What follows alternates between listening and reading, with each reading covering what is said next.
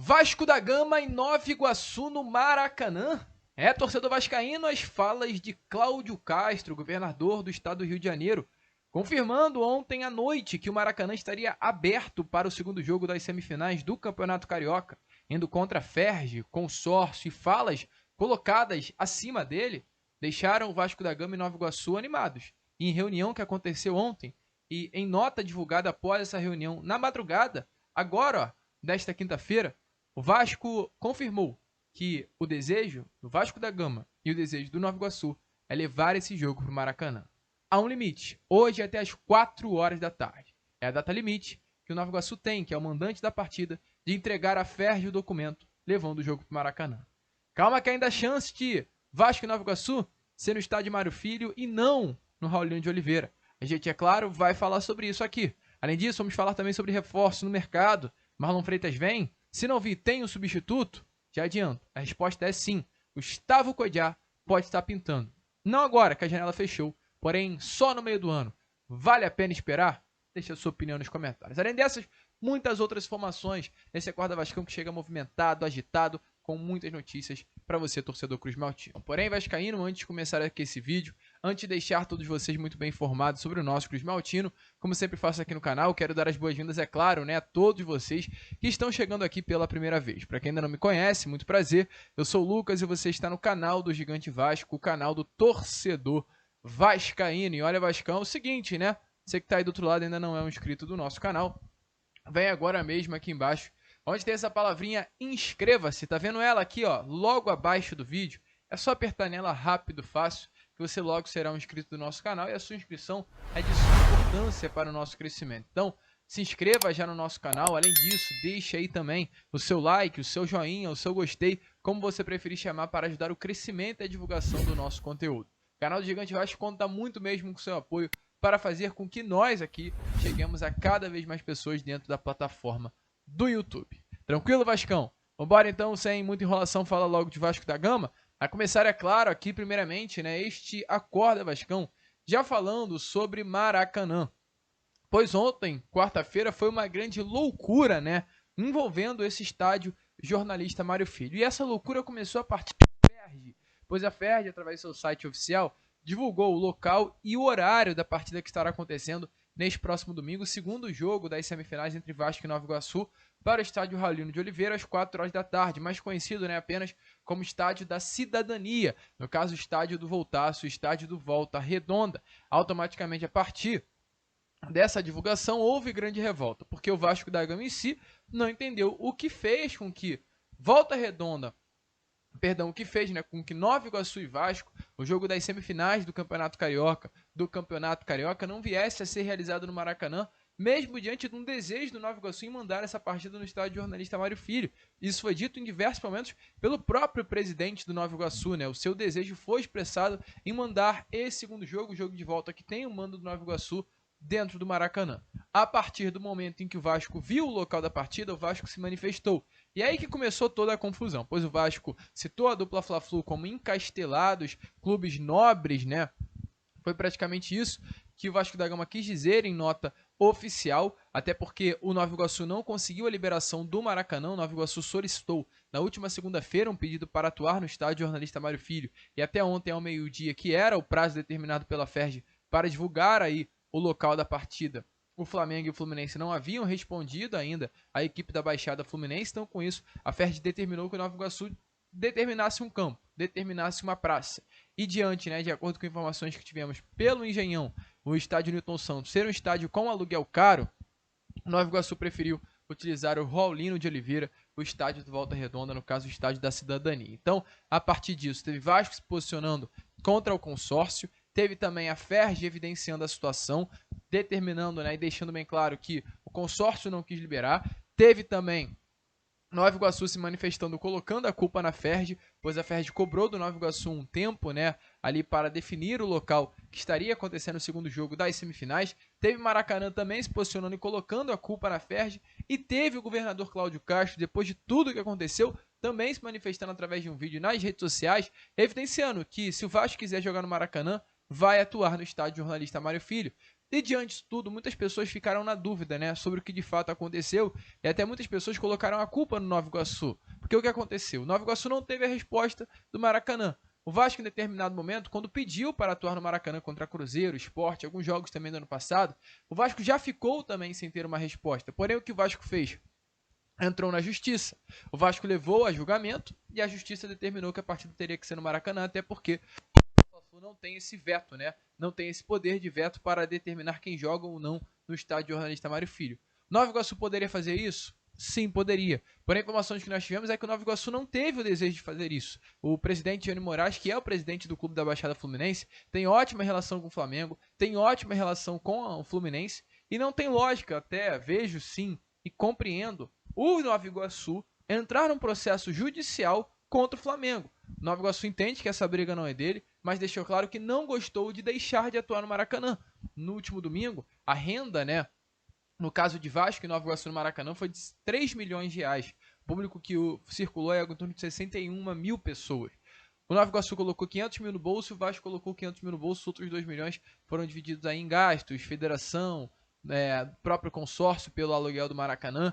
E o Nova Iguaçu colocou uma renda boa, né, dentro aí dos cofres da Baixada Fluminense. Então o Nova Iguaçu ele se viu sim muito prejudicado e não gostou de perder a renda do Maracanã. Porém, volto a repetir, o presidente entende que não tem como entrar numa briga com o Flamengo pela liberação do estádio. E as palavras ditas, né, no caso, pelo próprio presidente, evidenciam mais do que nunca isso. O presidente do Nova Iguaçu, em contato com o Globo Rio, disse assim, ó, abre aspas, enviei e-mail para o consórcio, depois liguei, e disseram que ia ver. Até ontem, no caso, não deram resposta. Ele prossegue. Marcelo Viana, que é o diretor de competições da FERJ, me falou para esperar até quarta. Hoje de manhã, essa entrevista foi dada ontem, disse que não tinha jeito, que eu precisava indicar um estádio. Liguei pro Vasco, falei que não responderam. Aí eu indiquei o Raulino.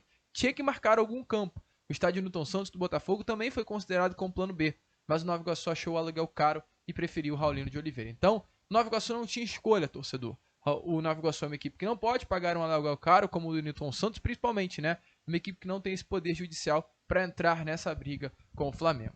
Mas as palavras do governador Cláudio Castro liberando o Maracanã, se você não viu, corre lá no Boa Noite Gigante de ontem, que a gente trouxe as palavras do governador do estado do Rio de Janeiro, caíram dentro do Vasco de uma forma positiva. E a partir das falas, no caso de Cláudio Castro, o Vasco afirmou ao GE que, caso haja efetivamente um recuo dos envolvidos em proibir a partida no estádio, reitera o entendimento de que o Maracanã, por relevância, logística e segurança, é o melhor palco para a realização da partida semifinal do Campeonato Carioca e coloca a sua estrutura à disposição de todos para o apoio na operação da partida. Então, no caso, o Vasco da Gama, né, confirmando que de fato tem um interesse sim em levar esse jogo para o estádio do Maracanã. Será uma quinta-feira muito agitada, departamento jurídico do Vasco, departamento de futebol, representado por Alexandre Matos, o próprio, né, CEO do Vasco da Gama, que é o Lúcio Barbosa, com toda certeza estarão se envolvendo sim nesses trâmites, envolvendo o Maracanã para tentar levar o jogo desse próximo domingo para o estádio Jornalista Mário Filho. As vendas ainda não foram feitas, então tudo isso favorece e fortalece a possibilidade do Vasco da Gama e Nova Iguaçu se enfrentar no estádio Jornalista Mário Filho. Vamos ver as cenas dos próximos capítulos. O Vasco da Gama quer marcar esse jogo. O Nova Iguaçu tem 72 horas antes do jogo para iniciar a venda dos ingressos. Então é realmente algo que tem que correr. E essa quinta-feira vai definir tudo. O consórcio precisa enviar o documento à FERJ até hoje, quinta-feira, permitindo que a partida entre Vasco e Nova Iguaçu venha a ser realizado no Maracanã. E caso isso aconteça até a noite de hoje, até no caso 72 horas, né? O jogo será quarta-feira de domingo, 4 horas da tarde num domingo. Então até as 4 horas da tarde de hoje, às 16 horas, o Nova Iguaçu tem que receber, no caso, essa resposta, a resposta da solicitação que foi feita na última segunda-feira para o consórcio.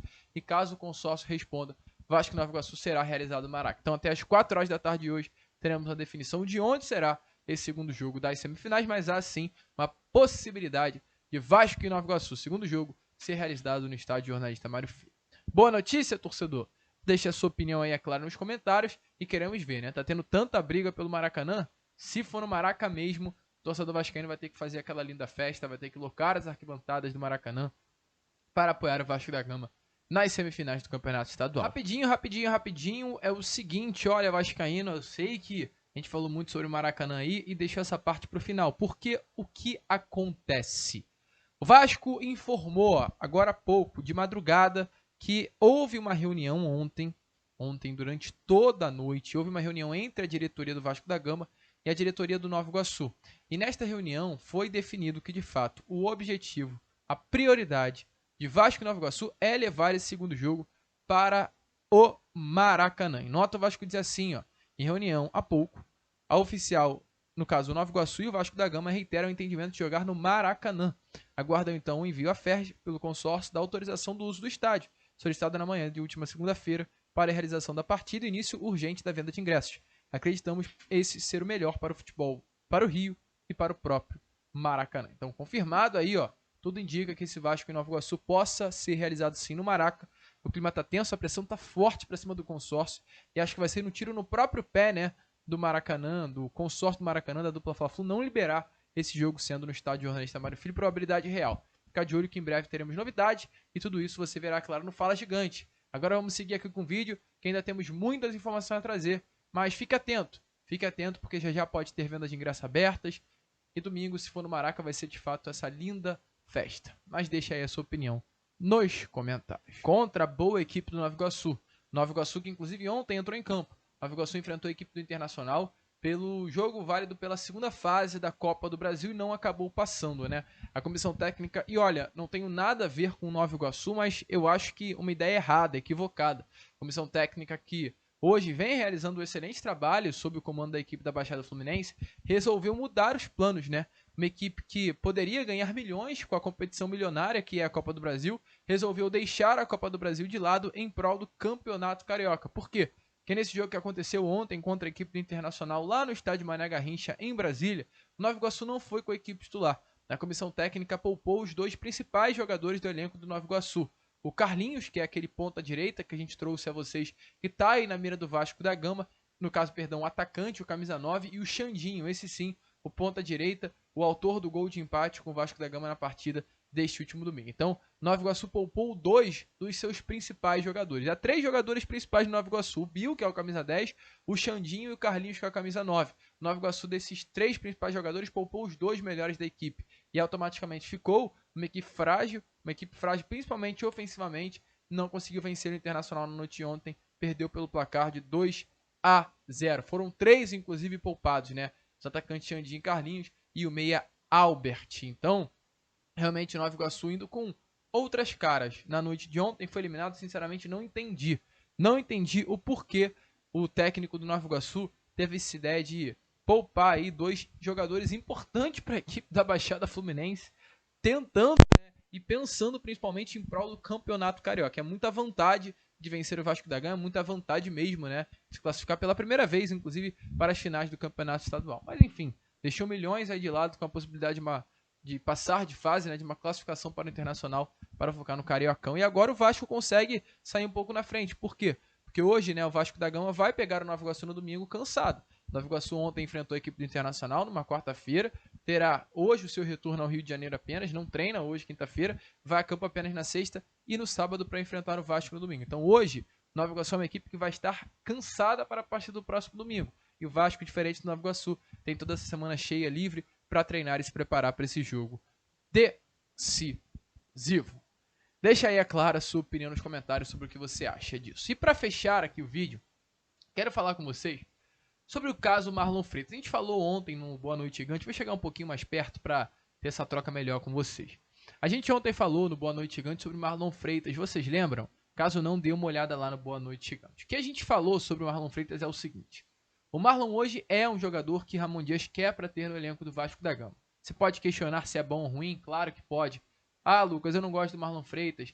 Ah, Lucas, o Marlon Freitas não é titular nem no Botafogo. Como o Vasco da Gama quer o Marlon Freitas para composição de elenco? Esse pode ser o seu pensamento? Sim.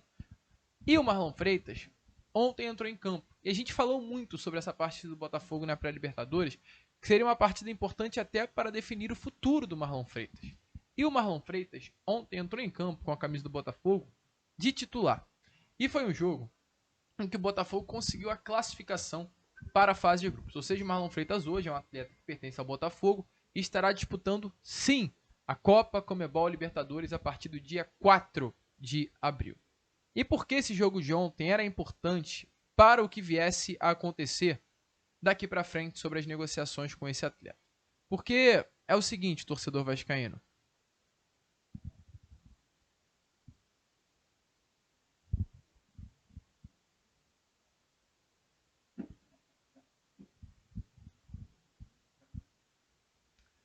Porque é o seguinte, torcedor vascaíno, o Marlon é um daqueles jogadores que fizeram parte do elenco do Botafogo no ano passado, que caiu no Campeonato Brasileiro e fez parte do maior vexame da história.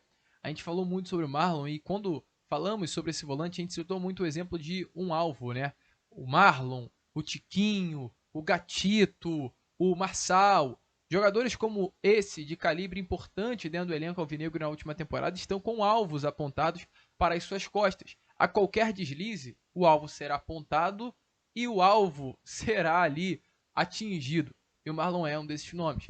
Então o Marlon sentia internamente, né? Isso é claro, profissionalmente, de plano para a sua carreira, que seria necessário mudar de plano. Seria necessário vestir a camisa de um novo clube e recomeçar a sua história dentro desse novo clube diante de tudo o que aconteceu com a camisa do Botafogo. E o Vasco apareceu como interessado. O Marlon se interessou pelo projeto do Vasco. Informações é que a família dele é toda vascaína e a possibilidade é real de ele também ser um torcedor do Clube de Regatas Vasco da Gama.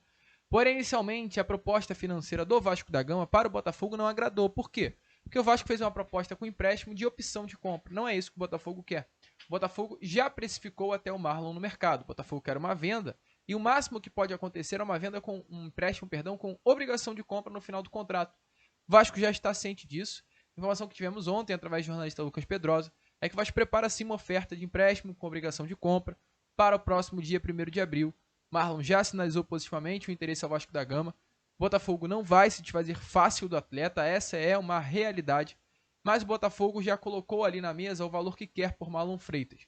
O valor ideal, de acordo com informações, seria sim esse de 5 milhões de euros, em torno aí dos 26, 27 milhões de reais. Porém, o Botafogo está disposto a começar a negociar por 3 milhões de euros, 16 milhões e 100 mil reais. Esse é o valor que o Vasco da Gama poderá estar fazendo, colocando à mesa, para conseguir a contratação do Marlon. Um empréstimo com obrigação, de compra. Lucas, então o que falta? O aval da empresa norte-americana. O Vasco já tem os valores em mãos, o Vasco já tem o desejo do Marlon Freitas, porém o Vasco precisa do aval do grupo norte-americano. 777, dando o aval, o Vasco vai conseguir a compra dos direitos econômicos de Marlon Freitas. É fácil? Não. Por que não é fácil? Porque o grupo norte-americano já fez todo o investimento visado para este início de ano. Caso o Vasco compre o Marlon Freitas, seria um investimento além do previsto para este início de temporada. Ou algo que a empresa norte-americana não costuma fazer. Ainda mais com um jogador de 27 anos, 28 anos como é o Marlon Freitas. Então, não é fácil esse aval do grupo norte-americano.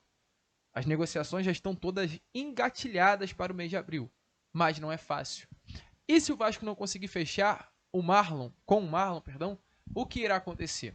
O Vasco deve guardar as suas energias para a janela do meio do ano, e aí a gente vai voltar a falar sobre um nome aqui, que é o nome de Gustavo Coediar. A informação que nós temos é que caso o Vasco da Gama não consiga fechar com o Marlon Freitas, as negociações com o Marlon, no caso, fracassem, né? O Vasco não vai sair correndo desesperado, alucinado no mercado, à procura de qualquer volante. O Vasco vai agir com cautela, vai esperar a janela do meio do ano para buscar o nome. E aí sim a gente pode falar como a cereja do bolo. E qual é esse nome para o elenco do Vasco? Gustavo Leonardo Coetiar Galego. Esse é o nome que o Vasco da Gama deseja para a sua posição de primeiro volante. O Marlon é um nome sim desejado. O Marlon é um nome que a comissão técnica gosta sim. Mas o nome dos sonhos, a cereja do bolo, ali a grande estrela para Ramon Dias nessa posição de primeiro volante é Gustavo Coediar. Então, o Vasco vai negociar com o Marlon agora do dia 1º ao dia 17.